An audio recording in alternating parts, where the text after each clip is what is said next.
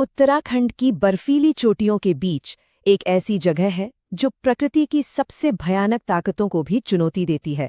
ये एक ऐसा रहस्य है जो हजारों सालों से अडिग है और आज हम इसी रहस्य की परतों को खोलने जा रहे हैं। यही वो एक सवाल है जो इस पूरी पड़ताल के दिल में है।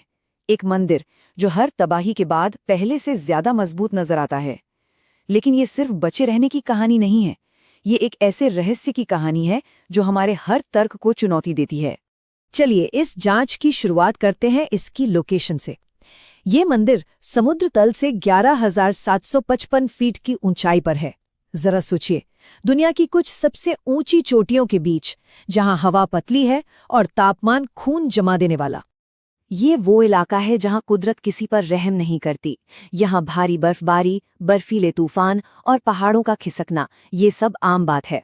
और इसी बेरहम माहौल के बीच खड़ा है ये अविश्वसनीय ढांचा। तो पहला सुराग कहाँ छिपा है? वो छिपा है इसकी कहानी में, इसकी बुनियाद में। इस मंदिर की ताकत को समझने के लिए हमें इसकी शुरुआत को समझना होगा।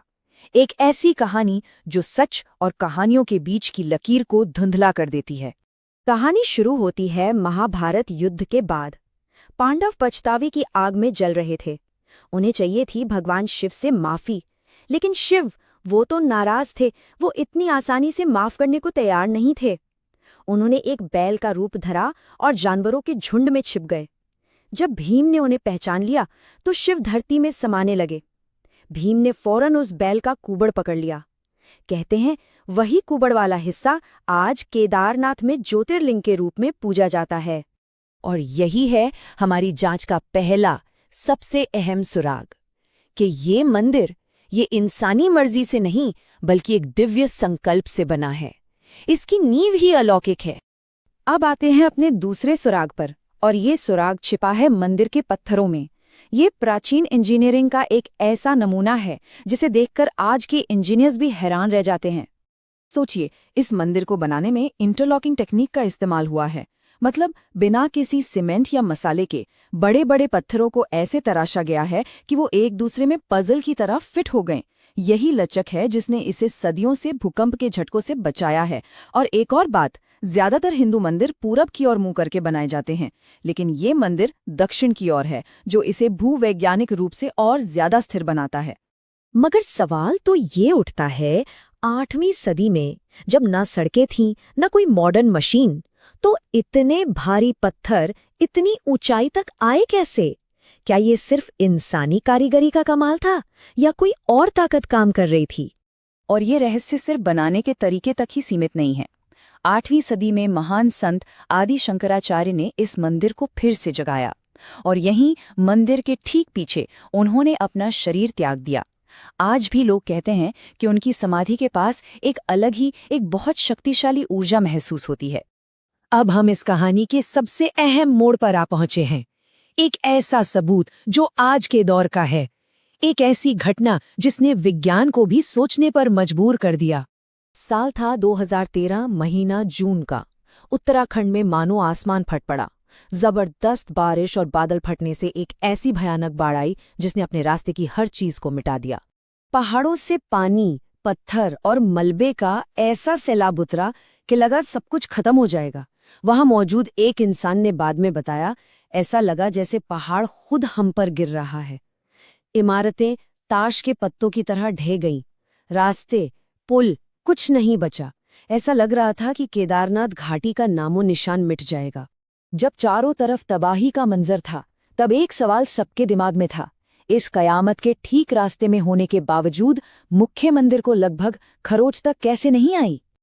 और यहीं एक ऐसा सबूत सामने आता है जिसे समझाना लगभग नामुमकिन है।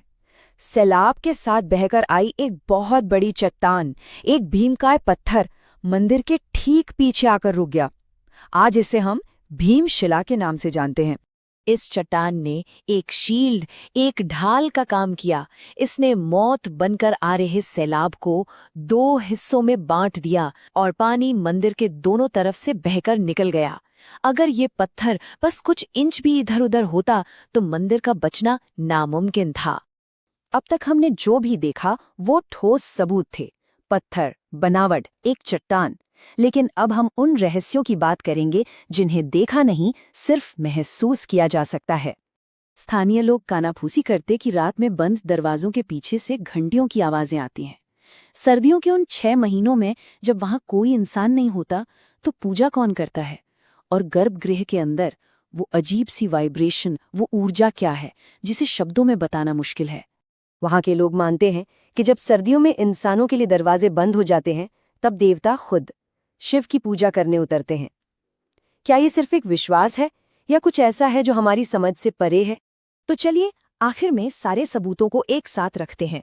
हमारे पास एक दिव्य कहानी है, एक ऐसी इंजीनियरिंग है जो अपने वक्त से सदियों आगे थी, एक चमत्कारी पत्थर है जो सही वक्त पर सही जगह आ गया, और एक अनदेखी मौजूदगी का एहसास है।